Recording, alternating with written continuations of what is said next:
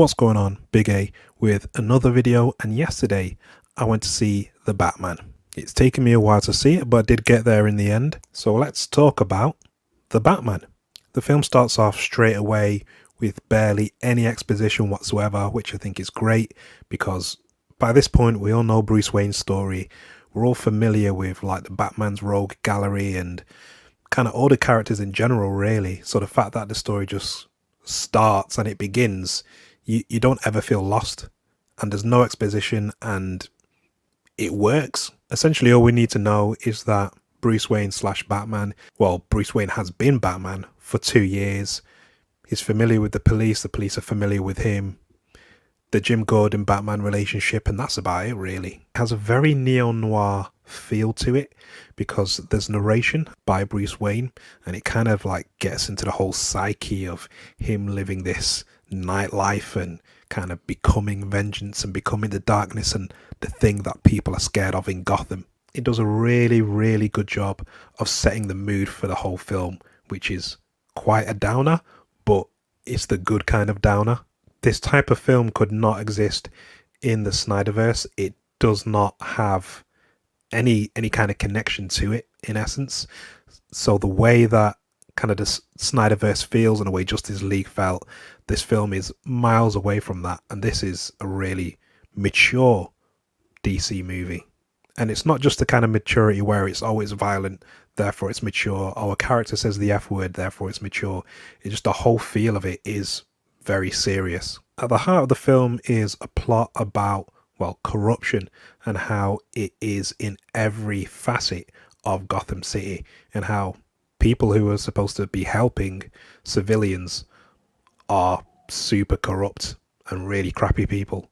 As it's a very moody film, a lot of it takes place at nighttime, which I thought was great. It reminded me of Batman the Animated Series because a lot of that takes place at nighttime as well. So it's always dark, it's always raining, it always feels like nighttime. Even when it's day, it's always like dusk or sunrise, but most of the time it is night. It is quite a violent movie. I was quite surprised.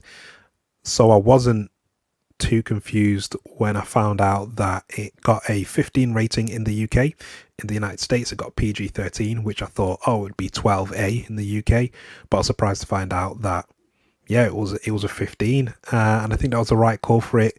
Like some of the violence, some of the stuff that happens, although it's bloodless, it is still quite visceral, and just the general feel of a film I don't think would be suitable to take kids to. I don't even think the Christopher Nolan movies were suitable to take kids to, but I was so glad I did not have to deal with any children being in the audience. I was interested in seeing what they were going to do with Catwoman. I thought she was just going to be like your standard side character, but her side plot actually ties in to the main plot of the movie as well. So when we take a break from the A plot and go to the B plot, they feel connected there because they are part of the same beast essentially. So you never feel like you're just there waiting for that to be resolved in order to get back to the main one, because it's part of it. You feel like you're still on the same journey. If you've seen the movie and you're enjoying the review so far, do me a favor, hit subscribe and hit the bell notification as well. And if you're feeling generous, give it a thumbs up. I absolutely love the Batmobile in this movie. Just the scene where it kind of just comes to life and it's in darkness and it's just the engine roaring, revving up. It's like a growling beast in the night. It was just so cool. And then that car chase as well was wicked. Like, I really enjoyed that car chase. But yeah, I like that they went back to basics with the Batmobile. I feel like after the Tumbler, kind of they got over designed, whereas this is just like a clean, I think it's like based on a Dodge Charger, and yeah, it was kind of bare bones. It wasn't about all the gadgets and all that. It was just about one thing, and that was being fast and being maneuverable, and you know, having that jet on there so it could do a sweet jump, which was so cool. I loved that bit of the movie. It's absolutely great. At times it felt like more realistic than the Nolan movies. You had that sequence where he was on top of the GCPD Batman, and you're like, oh, he's clearly going to glide off. And I thought he was going to do the old kind of Nolan style cape becomes wings, glides, But no, they went, his cape is just a cape, it's just a bit of cloth. But he does have like the wingsuit parts, like an actual real life wingsuit, like the ones where you see guys jump out of planes and fly about and that. He's got one of those as part of his suit. So he kind of like unlocks that and then dives off the building. And it doesn't go so well for him. Like there's always consequences to the things that he does because like the real world kind of physics and stuff like that, which I was super into. I thought it's great to kind of get to see that and not just see like a plane or something magically save his ass. I also really enjoyed the fact that he gets to do detective work. Like I don't think Batman in cinema, live action cinema, has done any detective work since Batman Forever. I don't know why it takes the Riddler. It always takes the Riddler for Batman to do any detective work, but I'm sure the last time I saw him do that was in Batman Forever.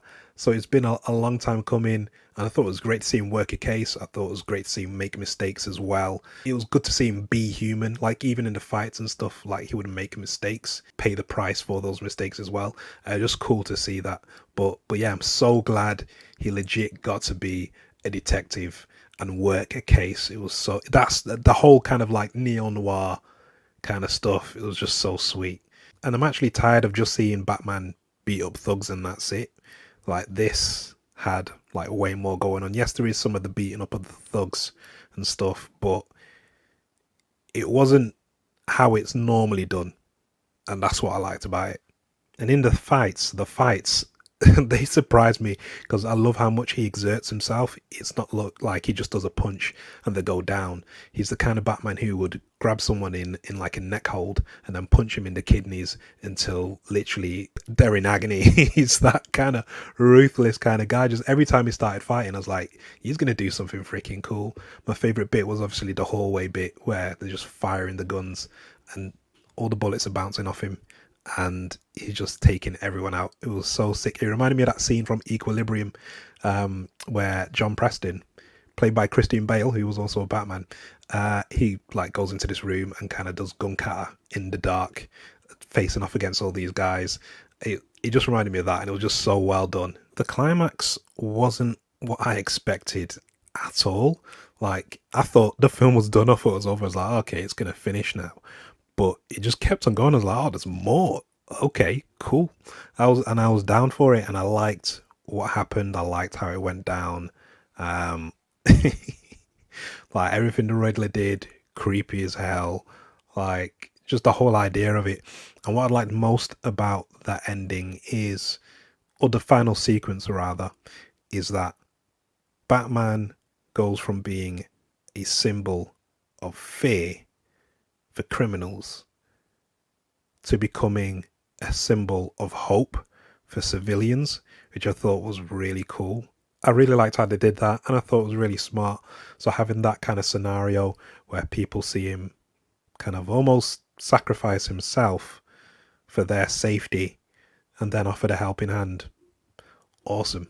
Amazing. Thought it was great. My only negative would be is that it felt like the movie ended about 5 times. So like you had the whole sequence in what they called, I think they called it Gotham City Square. No, Gotham City Square Garden. And there were just all these sequences where I was like, is this the end? This seems like the end. Shouldn't it be wrapping it up? But it felt like it wrapped it up about 5 times before you get to the very last scene. I was like, okay, this has got to be the end. And then it was.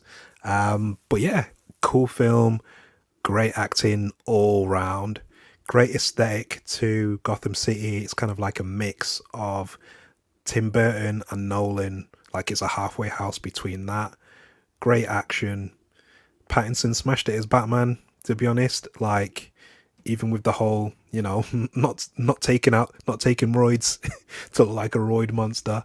He kept it natural. Because if you think about it, fighters are like MMA. So the fact that he had just a lean body kind of makes sense. Also, like you can't be super huge and doing all that crazy fighting. So I like the fact that it just felt more kind of realistic in a way, and I'm cool with it. I'm down for seeing more. If they do another one, I'd love to see them bring in Dick Grayson. I think it's about time people stop being scared of introducing Dick Grayson. Like, make it just proper insane that this guy is training up this kid to kind of be a vigilante, to be fair, to be the knight, to be vengeance, just like him, because he's Bruce Wayne's a psycho. But yeah, loved the movie, thought it was great. If I had to score it, I'd say like a solid 8. The runtime is quite long. I think it is justified though. However, I do like my cinema experiences to be a little shorter. But yeah, all round it was a good time. Let me know as to what you think of the Batman in the comments. Do all the things. And as always, stick around and watch another video.